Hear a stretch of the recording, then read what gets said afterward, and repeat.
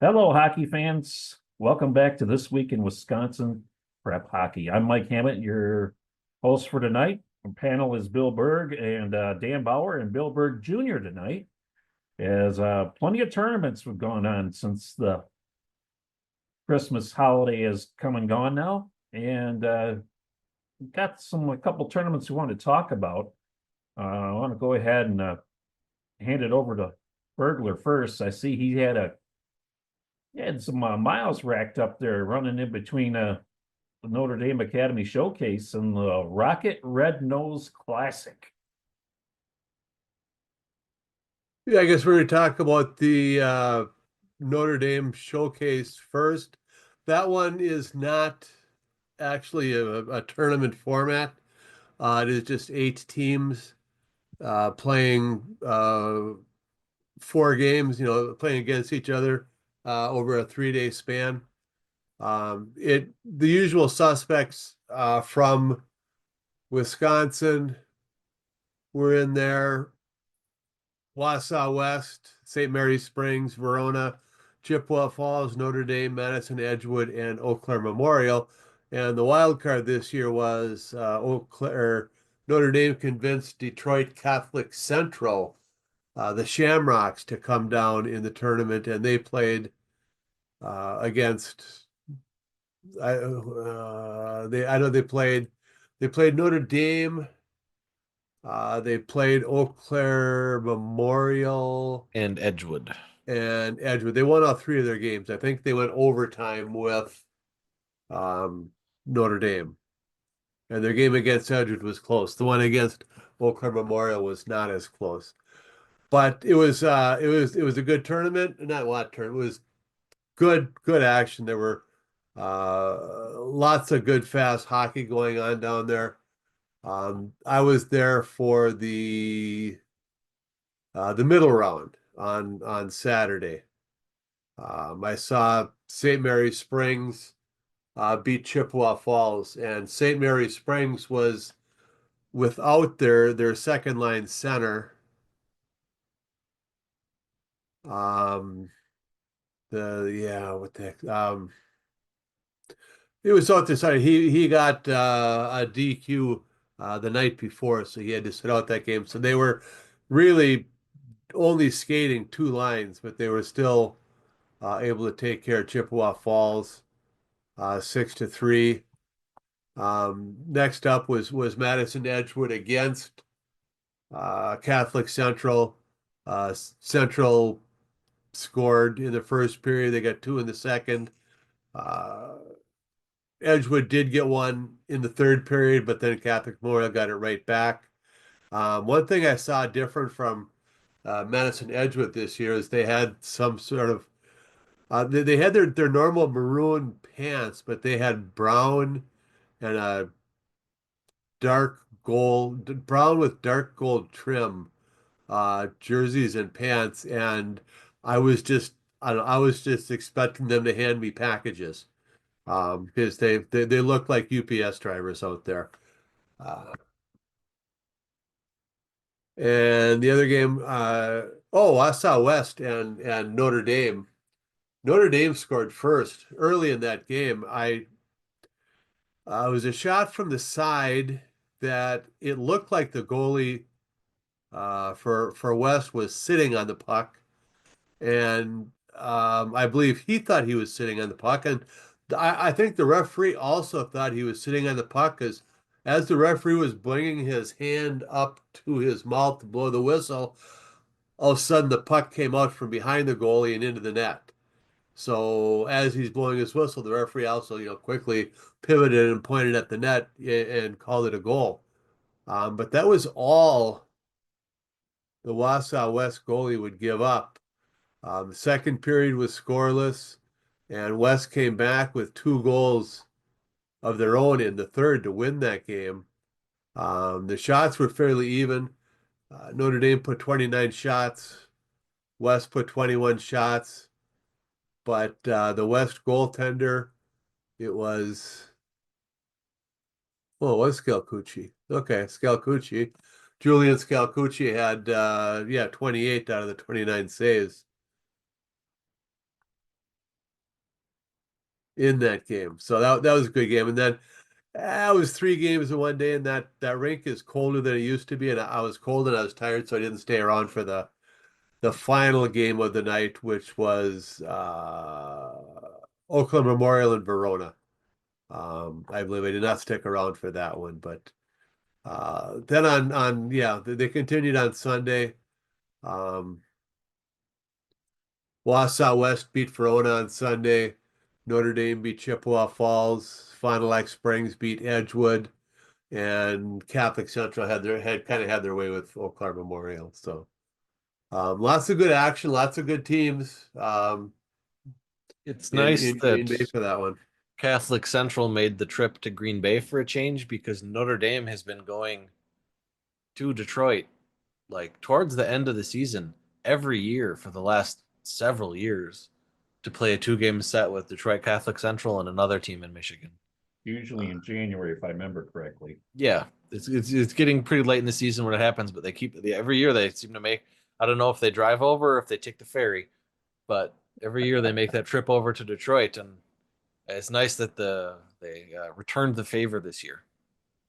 But yeah, I think they had a chance to come over and play 3 games against upper level Wisconsin teams.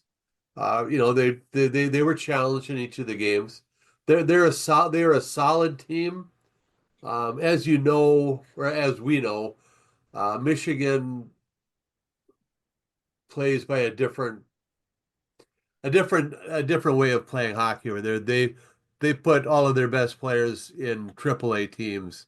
You got your Honey Baked and your Little Caesars and all those teams. They have a lot of AAA teams in Michigan, and that's where the top tier players go. And this Catholic Central team, I mean, they were solid and they were deep. Apparently, they have 2 JV teams, and we're told that next year they should maybe bring over their second JV team, because their first JV team had a pretty easy walk through. Um, but they're deep, they're solid, they're fast. They just don't have any of those individual standout players, that they don't have like a Molsky, for Stevens Point, and they don't have those individual star players. They're just all good, solid, fast, know what they're doing, make good decisions with the puck. Um, but yeah, it was good to see that. It was fun turn or not it was fun showcase. There we go.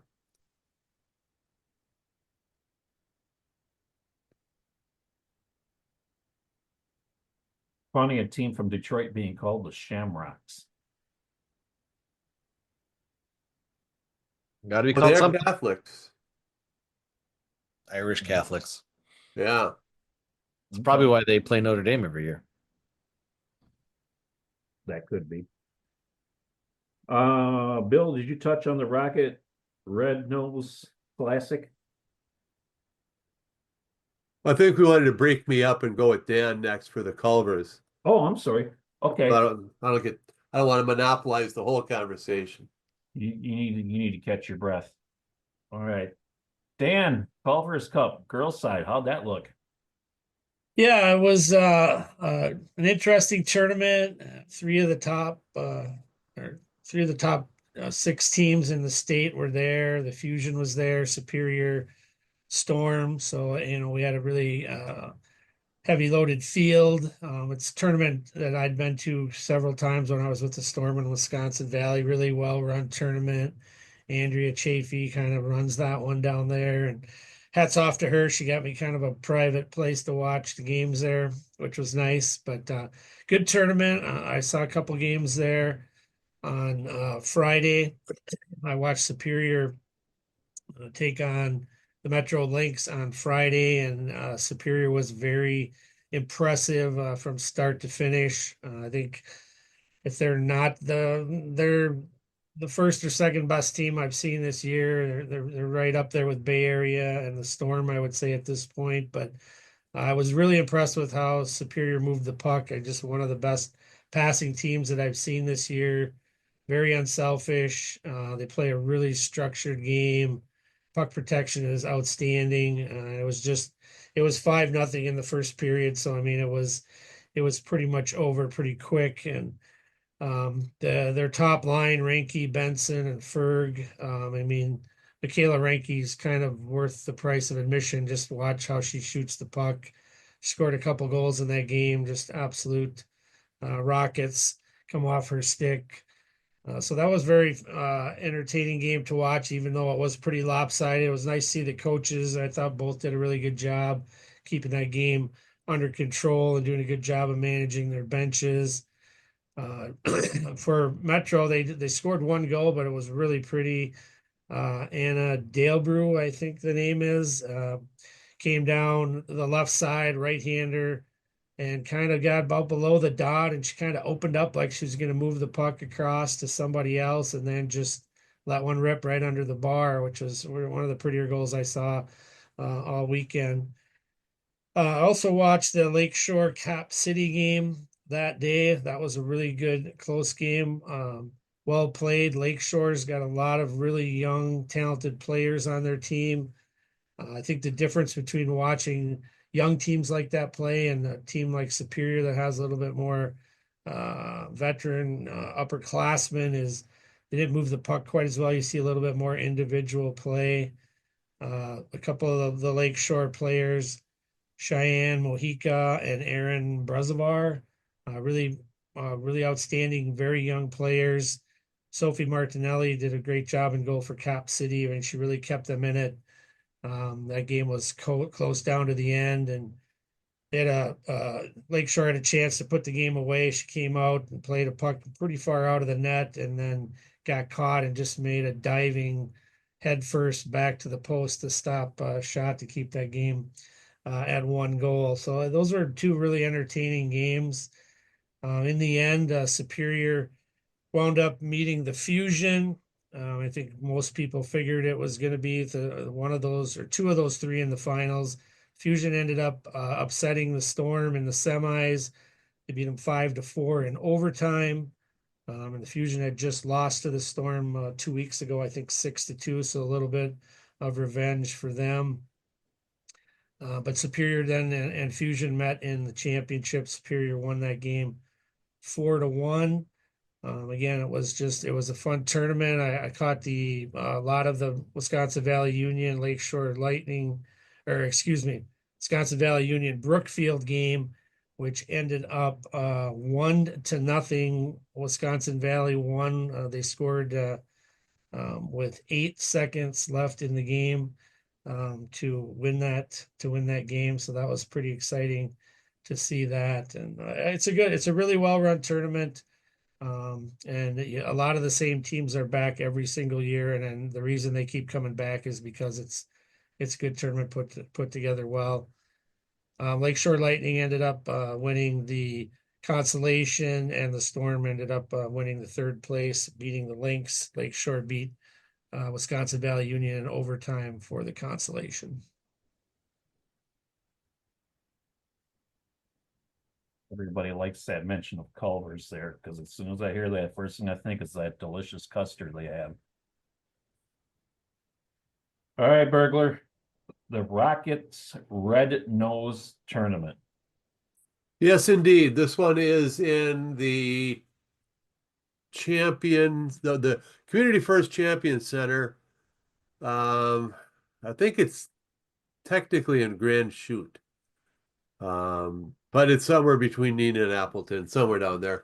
It's a very lovely facility. They were using both rinks. They have one rink that is year round, and that's got quite a bit of seating. Then the other one is a seasonal rink that's got a little bit less seating, but still adequate for this.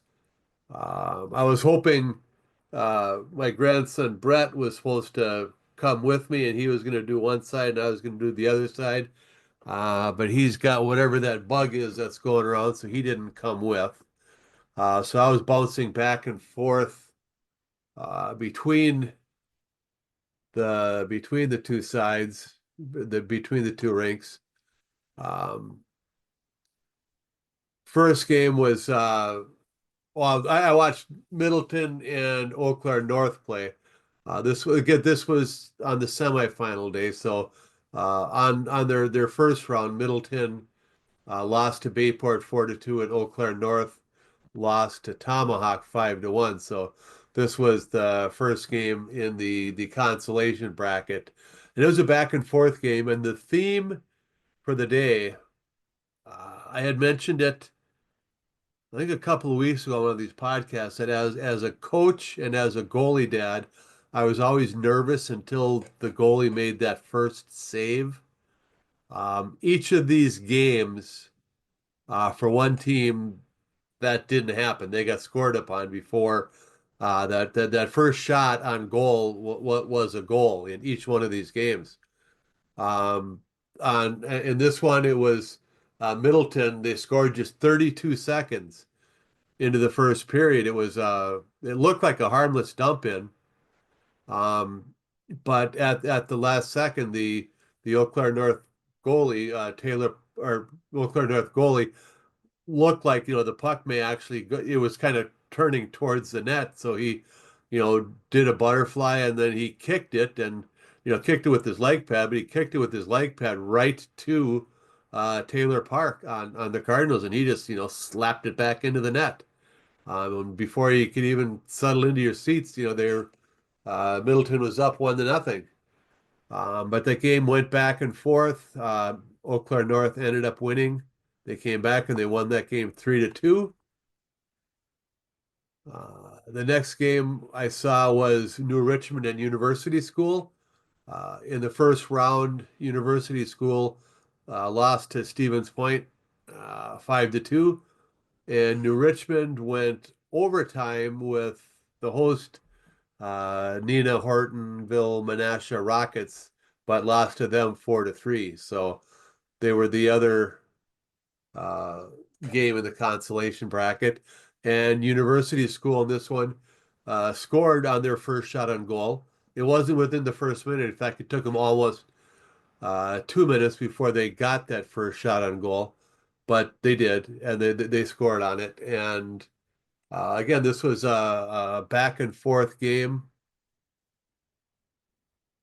It was 1-1 at the end of the first period. University School got 5 in the second period, and New Richmond only got 2.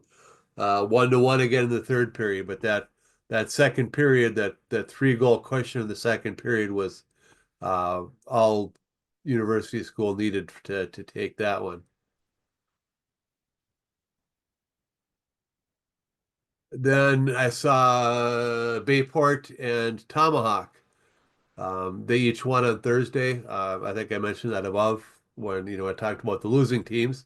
But Tomahawk came down for this last year. I think I remarked on it last year that Tomahawk knew they had a good team coming up.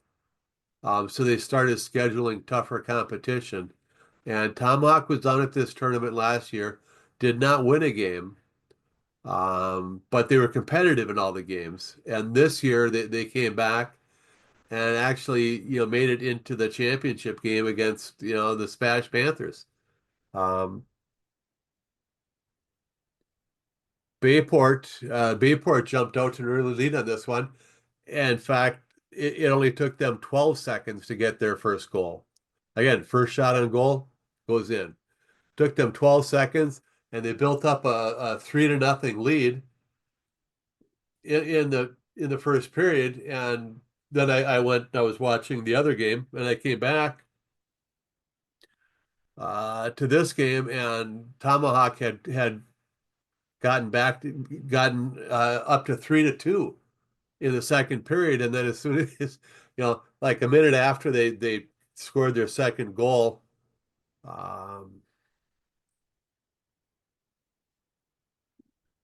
so Marek Stefik for Bayport, he was like right on the goal line, and for whatever reason, I have to think he was doing it on purpose, because I don't know why else he would do it. He took a backhand shot, like, and hit the defenseman that was standing in front of the net, hit him in the back, and it ricocheted into the net. I mean, you don't make a pass up high like that to somebody in front of them unless maybe I can bounce it off this defenseman, and it worked. So that gave them back they gave them a 2-goal lead. But then Tomahawk came back and they scored. They tied it up. They tied it. They finally got it back to even, and it looked like we were going to head to overtime. Um, but yeah, I don't even have that on here. Yeah, Tomahawk came back and scored. They got one of their players got behind the defenseman, hit him with a stretch pass. He came in, faked a shot, went to his backhand, put the puck in with less than 2 minutes to go, and then Tomahawk held on to win that one. And main reason I picked Thursday to go down there was because I wanted to see Spash, and I was hoping to see Spash and Nina. They would have both had to win their first round games, which they did. Nina went overtime in theirs, but Spash beat University School. And then these are Spash is our number one team, and I believe Nina it was in our top six. So I was hoping to see this game, and it was a back and forth game. Yeah, theme of the night. Grant Molsky scored first shot on net for Spash, 41 seconds into the first period. There's 1-0 already. But it was tied 2-2 at the end of the second period, and it was tied 2-2 midway through the third period when Cooper Zinda, one of the better players on the Rockets, got a penalty for hooking, and apparently he didn't. I don't know. A discussion ensued, which led him to get an additional 10-minute unsportsmanlike conduct tacked onto that 2-minute penalty. Did Which he say a magic word? apparently I couldn't hear from where I was, but with the amount of time that was left in the game, it basically meant he was done for the game, and that seemed to shake up the Rockets, because it took Spash right around 30 seconds to score on the power play, and then Nina got their guy back, and then 30 seconds later Spash scored again to give him a 2-goal lead. The Rockets got their stuff back together after that, played a good solid rest of the third period, but could not get those 2 goals back, and it ended up 4-2. I believe Nina did beat Bayport for third place, and Spash beat Tomahawk 7-2 in the championship game. Tomahawk was pretty much skating two lines. They're good lines. They have a lot of offense. But they're skating two lines against three good teams in 3 days. And I didn't actually see that game, but looking at the score, I'm just going to have to go on a guess that Tomahawk just kind of ran out of gas. Especially I mean, Spash is fast. So yeah, it was a good tournament. I love that facility. It's always well run. They have a parents' lounge. Don't know how they get away with that, but I utilized it. I'd hope so. One more tournament to look at, Dan, the WIPH Holiday Classic, and you're in Green Bay too? Man, you were all over the place covering games this weekend. Yeah, well, that's my life right now. It's okay. It keeps me busy, as my wife says. So, yeah, it was fun to visit the Cornerstone. I spent quite a bit of time there in the fall with selects. We played quite a few games there. Another good tournament and a good field. I was there on Saturday, so I didn't get to see the last place game or whatever they call that these days. I didn't get there till that one was over. Black River Falls beat Rock County in that game 7-1. I caught the end of the consolation game, which was Hayward and CFM. That was a really good game, tie game. Going into the third period, actually, the game-winning goal in that game was scored on a penalty shot by Olivia Webster from Hayward. I did wind up 5-3, but she got the fourth goal. That was fairly late in the third period when that call was made and went down and scored. And so Hayward came out winning the consolation. The third place game, I got to see that entire game. I hadn't seen the Warbirds, Fond du Lac, or Fox Cities play yet this year, so I was interested to take a look at both those teams. The Warbirds have played so many games already. I think they have like 9 games left on their schedule now, right now, for the rest of the year, so they're going to be pretty spread out. But um, another well played game. If you looked at the score sheet at the end of the game, you would probably assume that Fox Cities would have won the game. They outshot the Warbirds pretty significantly, but that's not how the game fell. Kennedy Coleman, freshman goaltender for the Warbirds, who I believe is Don Coleman's granddaughter, was fantastic in net for the Warbirds. She wound up with 35 saves, made a lot of really big saves, key saves throughout the game. She was really the difference. The Warbirds got off. Actually, Fox City scored first, and the Warbirds tied it. And then Fox City's had a lot of zone time. Again, a lot of pucks to the net, but just couldn't get anything past Kennedy after that first goal. And the Warbirds end up adding 2 more and won that game 3-1. At the end of the second period, the shots were 27-7 Fox Cities, and they were down 2-1. So um, Blake Hackbarth, head coach for Fox Cities, kind of shaking his head throughout that entire game, and that's sometimes that's just how hockey falls, and you run into a hot goalie, and sometimes there's just nothing you can do about that.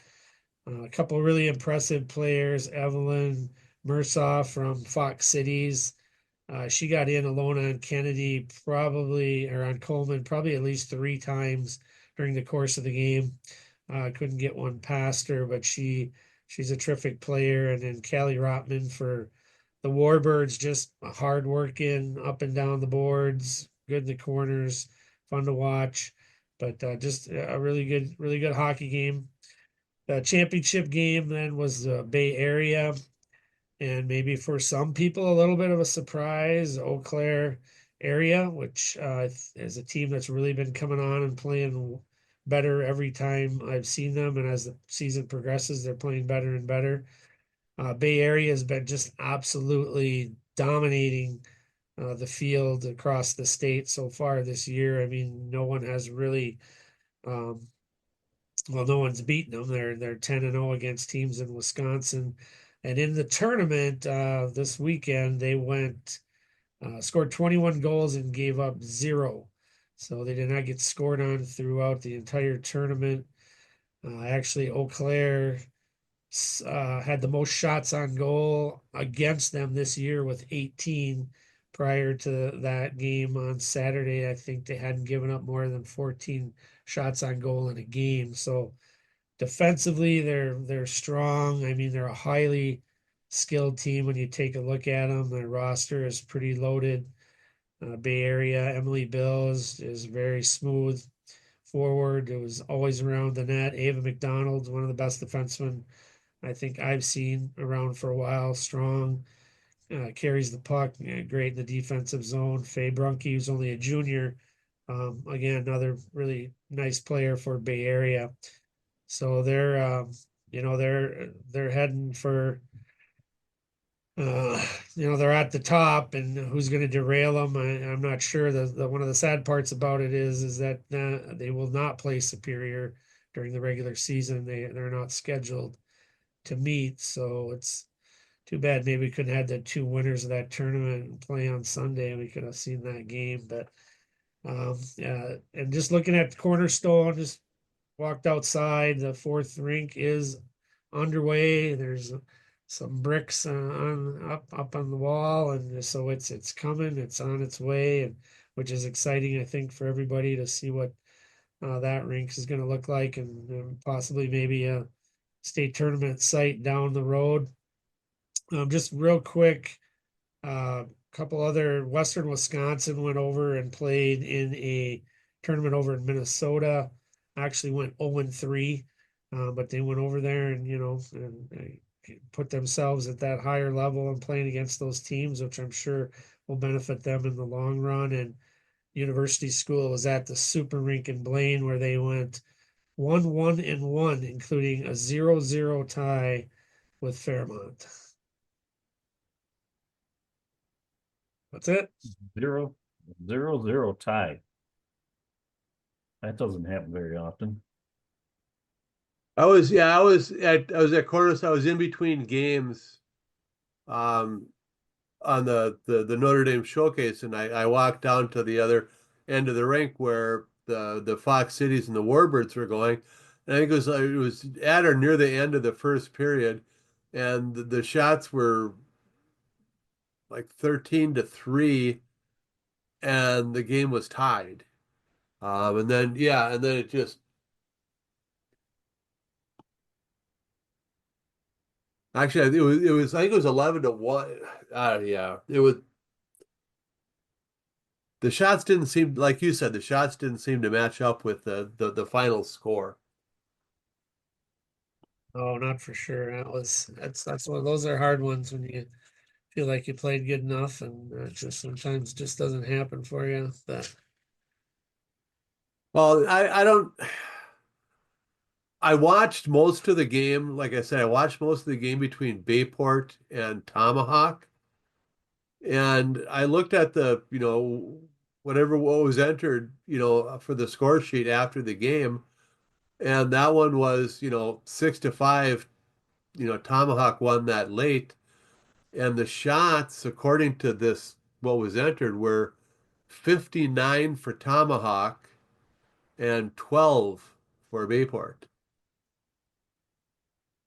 Yeah, the score sheet shows that in the first period of that game, Bayport finished the first period with a 3-0 lead on 6 shots.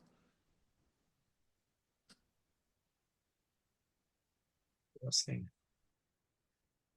Make Yeah. the most of the opportunities you get.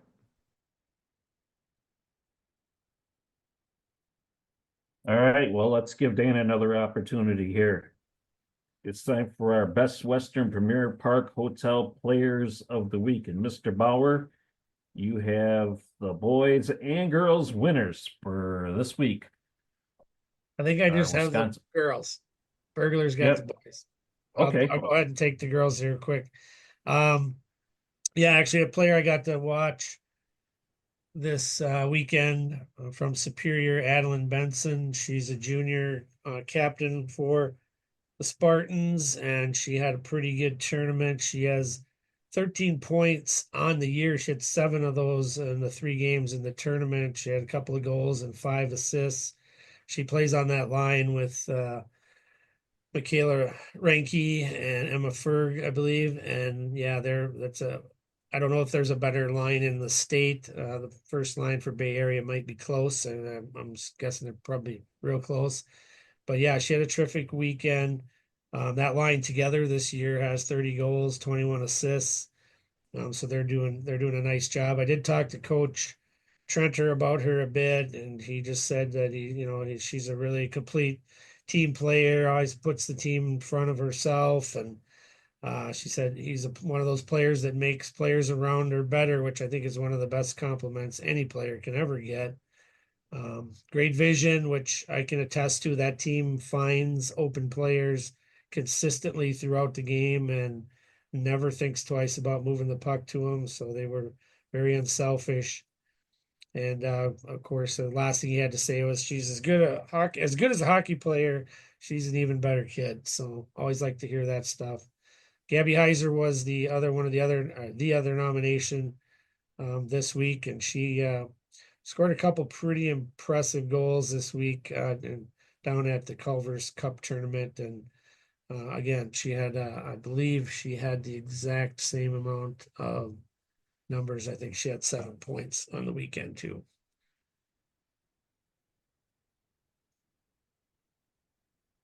And now I guess I'll do the boys. And this, boy, we had our hands full coming up with a player for the boys player of the week because we had a ton of good nominees.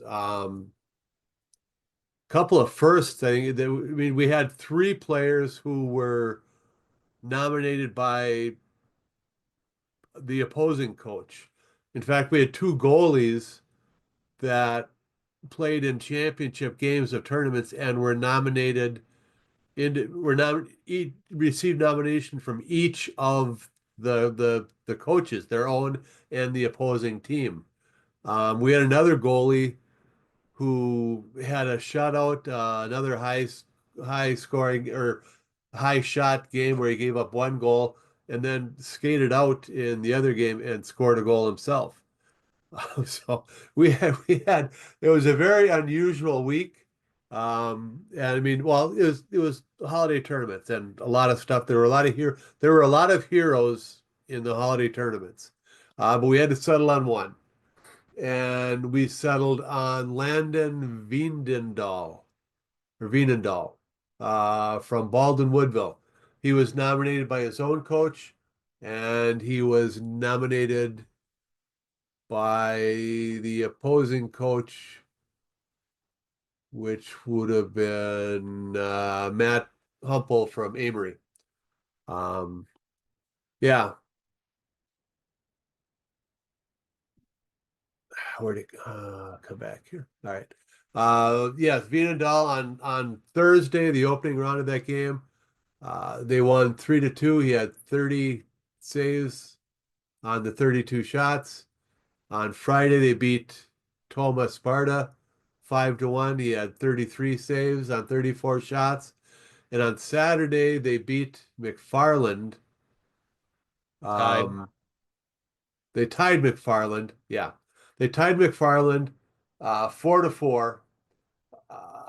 He had 74 saves on 78 shots to keep them at 4.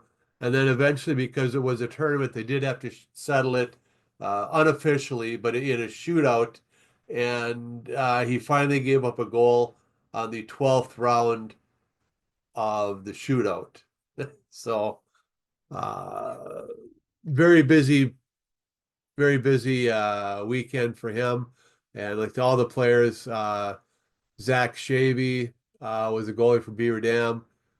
Calvin Lukowski, a forward from Black River Falls, was nominated. Carson Belisle, the goalie from Somerset. Again, he was nominated by his coach and his opposing coach. Jack Winger, a forward from McFarland, was nominated. And Eli Schwartz from KMMO was nominated by an opposing coach also. So lots of good nominees. We had a hard time picking just one, but that's the way it rolls here. And our Best Western Premier Park Hotel Boys Player of the Week is Landon Veenendahl, a goalie from Baldwin Woodville. I get the warm fuzzies when we get player of the week nominations from coaches for players that aren't on their own team. That's a good practice. Yes, I agree. I agree as well. I also get the warm fuzzies when I'm tabulating the top 6 and there are coaches who consistently rank themselves lower than the rest of the state ranks them. Sandbagging. Or they're just, they don't want to look Honest. like they're showing off.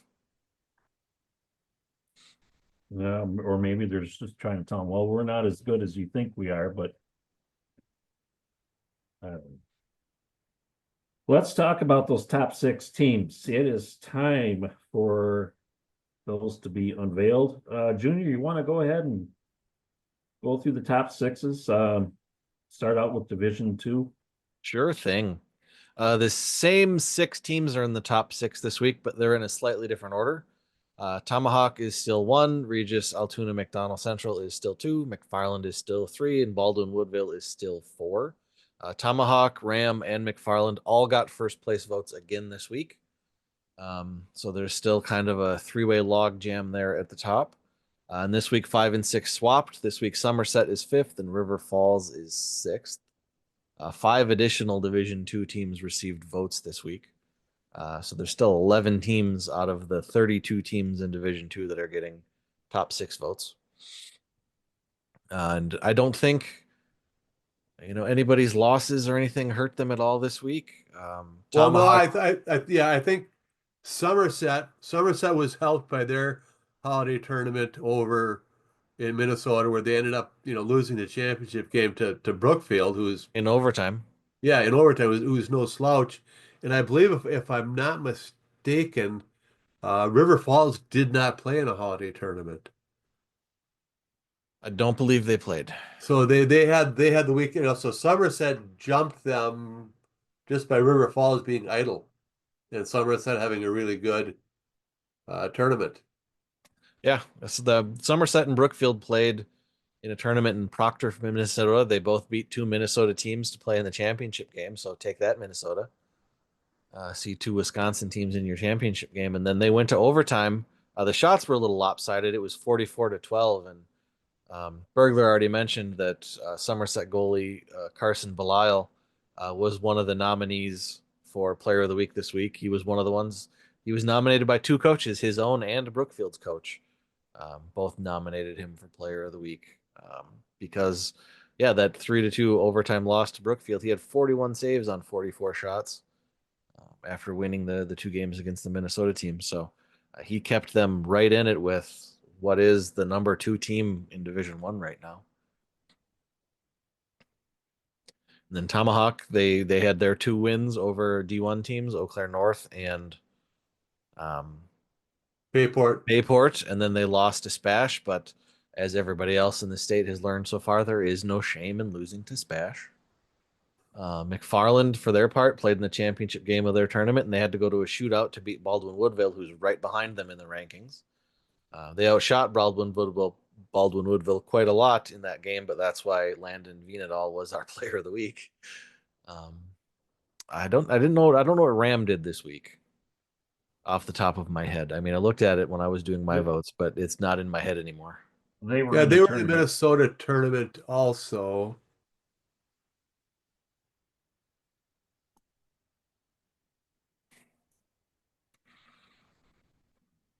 They're 9-1. Yeah, they won. It was a 4-team tournament, the Riverbend Classic. They beat Red Wing, Minnesota, in the first round 4-1, and then they lost to Mound Westonka 7-6 in overtime in the second round of that tournament in a high shooting game, 49-45.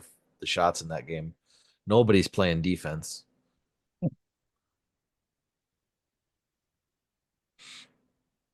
Go take a look at the girls' side. I got a pretty good hunch of who is number 1. Yes. And, I will let Junior confirm that hunch that I have. Just like D2, it is the same 6 teams for the girls this week, but in a slightly different order. The Bay Area Ice Bears are unanimous number 1. Superior moved up 1 spot. They are number 2. Central Wisconsin dropped 1 spot. They are number 3. Hayward is still number 4. St. Croix Valley moved up 1 spot to 5th. And the Warbirds dropped 1 spot to 6th. Also receiving votes for the girls this week were Eau Claire area and Lakeshore.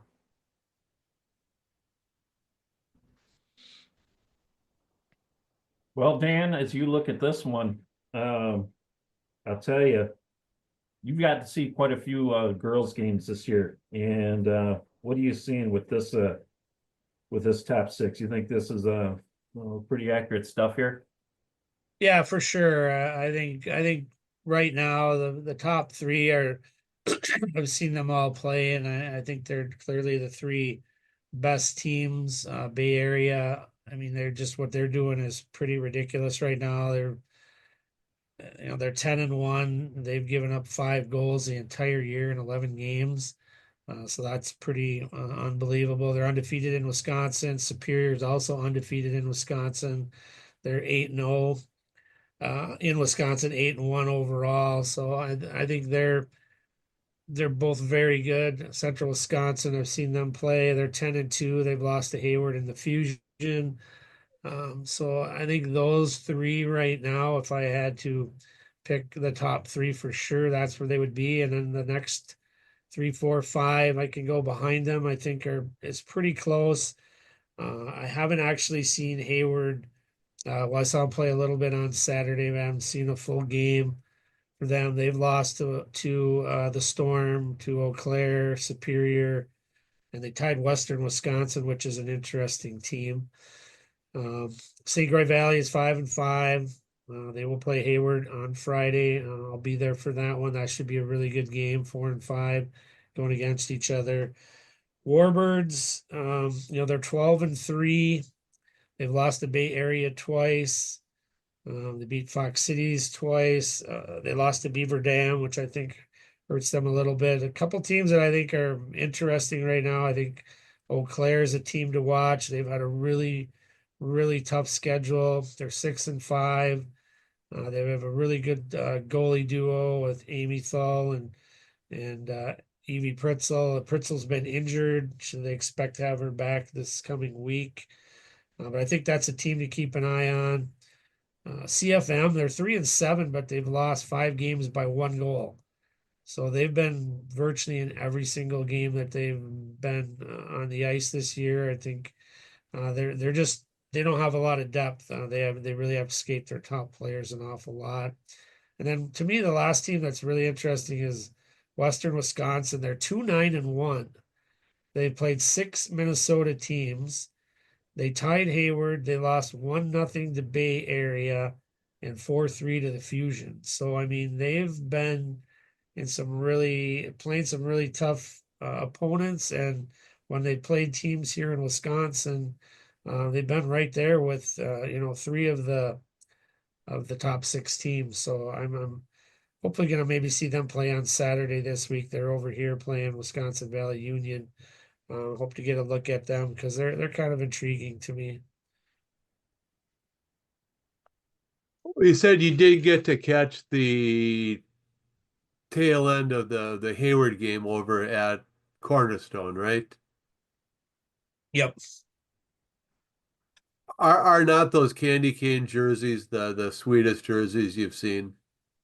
They're pretty nice. I mean, I thought there was a few more teams out there that had them, but I think it might just be Hayward and Hudson that has the third Christmas jersey. I don't know if there's any other ones out there, but yeah, those are pretty nice. I gotta admit. Yeah, I took that picture. I think it was 2 years ago, and I think I whenever we're promoting, putting the thing up in mid-December, promoting the holiday tournaments. I don't know why I would use any other picture, but that one of those jerseys.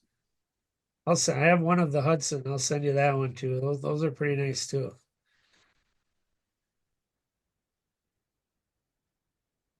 All right, let's go on to Division One Junior.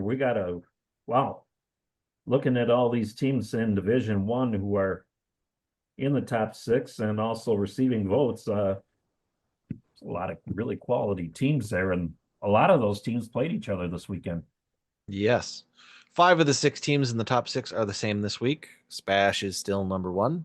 Brookfield is number 2. Hudson is number 3. Neenah Hortonville Menasha is 4. St. Mary Springs jumps into the 5 spot, and Notre Dame Academy is still 6th. Also receiving votes for Division 1 are Eau Claire Memorial, Madison Edgewood University School, and Wausau West. Springs has been like the next team out of the rankings the last several weeks. And I know they weren't on my ballot the last several weeks because until this last week, I would have told you their schedule was soft. They only had 1 game against a ranked team. It was their season opening 7-4 loss to Neenah Hortonville Menasha. And then after that, they played good teams, but they didn't play anybody, anybody who was sniffing at a ranking or anything like that. And then, this weekend, they beat Wausau West, they beat Chippewa Falls, and they beat Madison Edgewood. Now, none of those teams is in the top 6, so they're still 0-1 against the top 6, whereas, Spash has beaten You know, Notre Dame, they've beaten, I believe they beat Nina. Brookfield has beaten Notre Dame. You know, there's other Notre Dame has played everybody in the state who's even close to ranked. So I would have told you that Springs' schedule was kind of soft, but I think Wausau West, Chippewa Falls, and Madison Edgewood in 3 days is a pretty good statement to make. And then they've got University School coming up on January 11th. They've got Tomahawk on the 25th, and then they close their season out with a game against Brookfield. So um, they'll be able to get a couple more shots at a little strength of schedule bump coming up.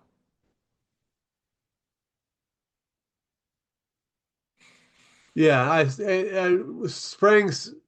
I saw them play, and I think Matt Carey had done a feature story for us a couple of weeks ago on Westergaard and Braun, their two leading scorers. Those guys are legitimate players. They're good. They put up a lot of points. They move the puck well. They do just about everything well. Those two guys. And the game that I saw him, I think Armani Fisher was the other their second line center who did not play in that game. But when he's there, then they have a solid second line, and they've got enough of a third line, that they can, give the other two line, give them a break and send them out there a few times each period just to give the first two guys a little extended break. But yeah, they've got a pretty good team there at Springs. Well, in the game against Wausau West, Gabe Braun had 2 goals and an assist, and Austin Westergaard had 5 assists. And in the game against Chippewa Falls, Braun had a goal and an assist, and Westergaard had 2 goals and 3 assists. The Yeah, game Westergaard is the setup man. He's like, the old Hull and Oates. Adam Oates' job was to put the puck right there for Brett Hull. Westergaard is the setup man, and Braun is the trigger man. Yeah, their game against Edgewood, the score sheet has not been entered yet, so I don't know how they did in that one, but you know, I'm sure those two factored into the 3 goals that Springs scored in that one.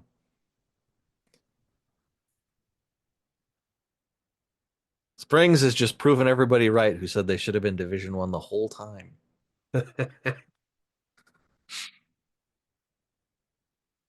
Our upcoming games of the week. This week, Madison Memorial will be taking on Madison Edgewood in the annual clipboard game.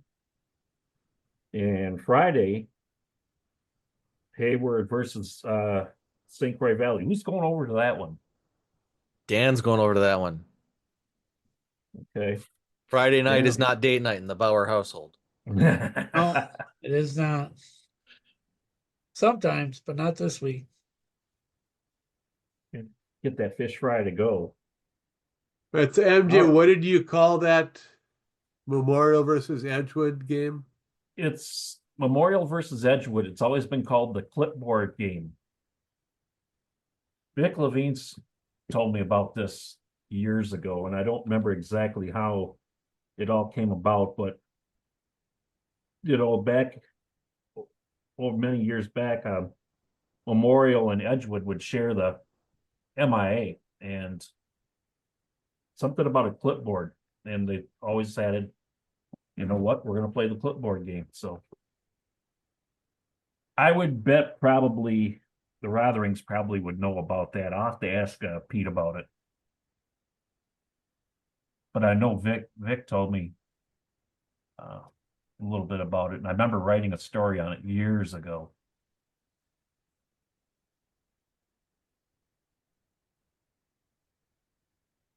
Okay, that maybe there's something weird about it, but Okay, well, there's a story behind it.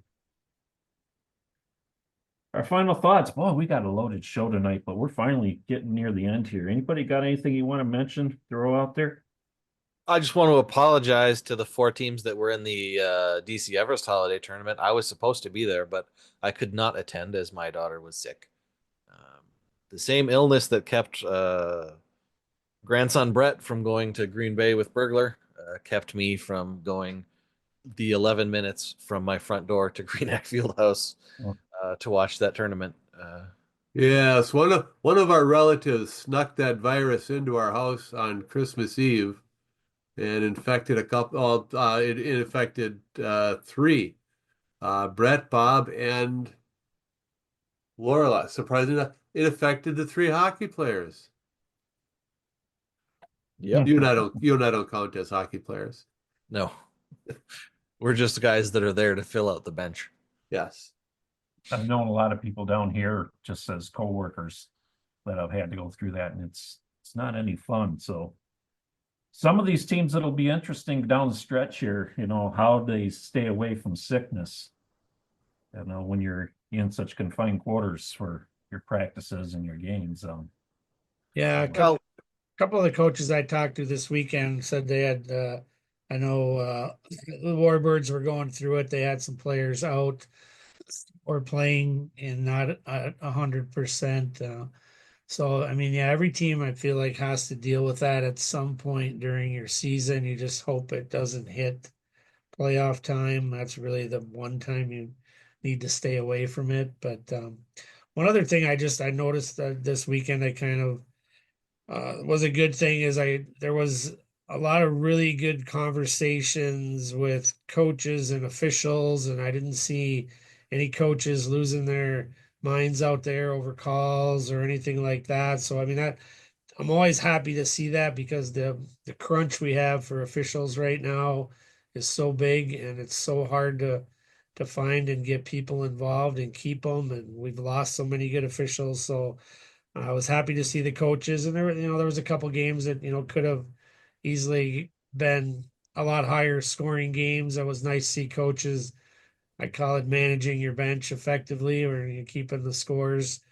So that was good to see because it's not always going to be a perfect matchup, and sometimes you get caught in those where it's just not a fair fight. And it was good to see. And a couple little things I love watching, seeing players pick up pucks for officials. I know that was always when I coached, that was one of our things every game was like, pick pucks up for the officials. I just said, you know what, can't hurt. You know what, maybe we'll get a call somewhere along the line if they think you're being polite and nice. And one thing Fox Cities and Warbirds game, Callie Rotman, who, like I said, just plays so hard and into the corner, and she was down. And I saw Talia Bellotti for Fox Cities after the whistle blew, come right over to her and check on her and make sure she was okay.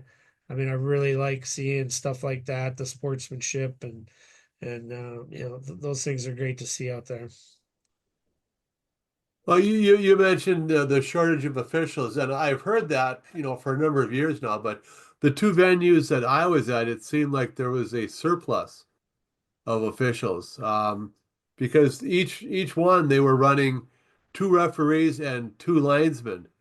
Because when you only have one linesman out there, he doesn't get in the way often enough, to break up the play and stuff. So you got to have one on each side, to really clog up that neutral zone and, avoid those breakouts there. But I don't know. They did last year too, I think, at both places. Two referees and two linesmen. Uh, don't know why. I'm sure they're happy for the paycheck. Nikki's still roughing, isn't she? She is? Okay. Junior, I take it you nodded that in the affirmative. No, I think he was talking to one of his kids. Anyway, what else we got going on?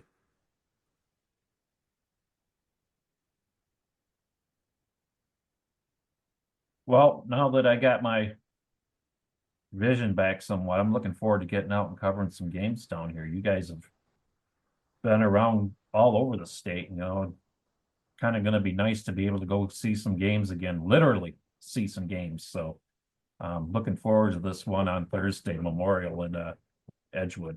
I've already got my January 7th Tuesday game lined up. The very green battle of DC Everest and Rhinelander because it's skate with the Evergreens night. Lorelai gonna go make a friend. I would imagine Lorelai's a handful when she was sick. No, she just chills on the couch and does Duolingo all day. And Oh, wines.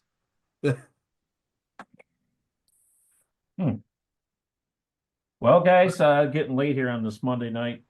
Some of us got to get up at 4:30 in the morning. Anybody got anything else? Well, I keep running into this scout for the Janesville Jets like everywhere I go now. And he's a chatty bastard, I tell you. Never really heard him talk that much when we're down at the state tournament, but man, you get it with these games and he's just yak, yak, yak. Well, he probably didn't know anybody during the tournament, so he figured he'd save it up for somebody, and you just so happened to be there. Funny thing was, he said Burglar doesn't talk much. No, he doesn't. You said what? He said you didn't talk much. Oh, no. Apparently, he's not been to that many games with Burglar outside of the state tournament. Well, Burglar I said- intentionally stands in places where there are no people around him. Well, I told him that also during the state tournament, Burglar would get a couple cans of pop in him, and then starts to spout out a little bit. But that kid who is scouting for the Janesville Jets just so happens to be my son Mason, who wants to get into hockey. You know, his playing days are over, and you know, he didn't really want any interest in refereeing, but he's starting out ground floor opportunity with the Janesville Jets. So he's put some miles on early on this season. So you know, pretty proud of him, and hopefully, you know, he can take it as far as he wants. And just, one thing that I heard a couple times in our text group is when people see us at games, especially like, Burglar's got a Wisconsin Prep Hockey logo on his hat, I believe, or he's wearing his Wisconsin Prep Hockey hoodie or whatever. People always ask us, why don't you cover X? And insert whatever team you want it to be for X. Because there's four of us, two of us have day jobs, two of us are retired. One of us still has a kid playing mites. We do what we can. But if you're at a game, write it up, send it to us. If it's not an absolute mess, we'll probably post it. Put your name on it; it'll be there. Yeah. And yeah, I've told people, I said, Dan is a great addition, to our staff, and we'd have probably asked him years ago, except he doesn't add anything to our footprint. He lives the same area that Bill and I do. We don't have anybody, to cover the Milwaukee area, the Fox Valley area, Western Wisconsin. We don't have anybody over there.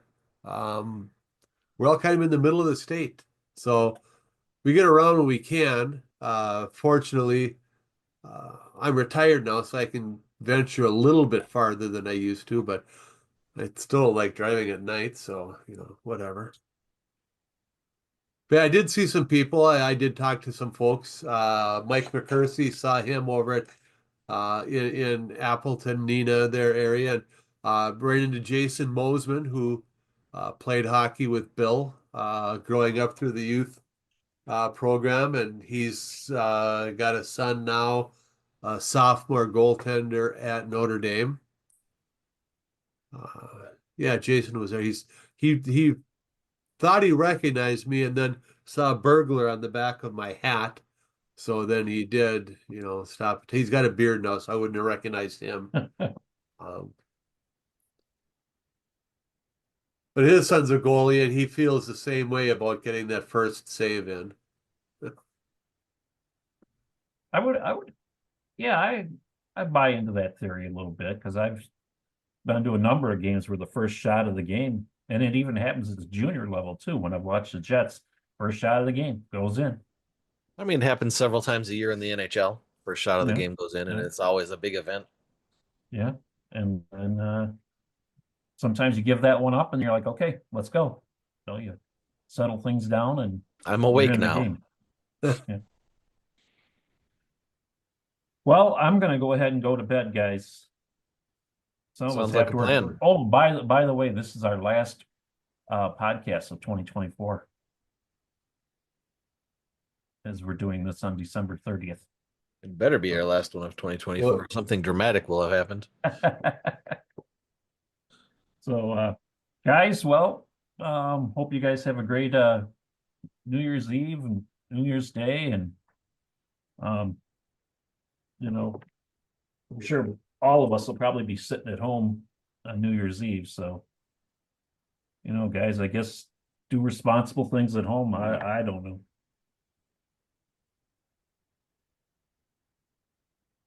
All right, say goodnight, MJ. Oh, yeah, I'm running out of things, so I'm kind of rambling on. Dan, good to see you.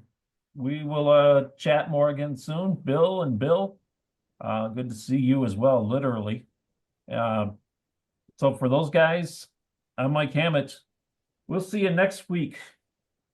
Edition number 1 in 2025 on This Week in Wisconsin Prep Hockey.